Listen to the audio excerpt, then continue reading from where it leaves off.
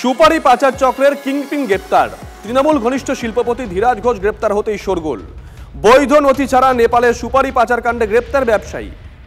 কিছুদিন আগেই রাজ্য বিজেপির সভাপতি সুকান্ত মজুমদার অভিযোগ করেছিলেন, উত্তরবঙ্গে নানা গাড়ির কর ফাঁকির মাধ্যমে কোটি কোটি টাকা আয় করছেন ধীরাজ।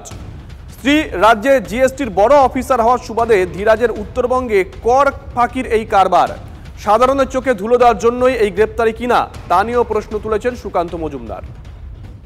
আমি 8 মাস আগে, প্রায় 8-10 মাস আগে বা বেশি হবে, তার আগে আমি প্রেস কনফারেন্স করেছিলাম যে এই ধরনের পাচার হচ্ছে এবং এর ফলে জিএসটির লস হচ্ছে। এই জিএসটির লস কিন্তু শুধু কেন্দ্র সরকারের নয়, কেন্দ্র এবং রাজ্য সরকারের উভয়ের জিএসটি লস হচ্ছে। আমি শুনলাম এতদিন পর পুলিশ তার বিরুদ্ধে ব্যবস্থা নিয়েছে। তো এই 8 মাস বা 1 বছর ধরে যে বেআইনি সুপারি পাচার হলো, এর যে জিএসটি লস হলো, এর দায়টা কার?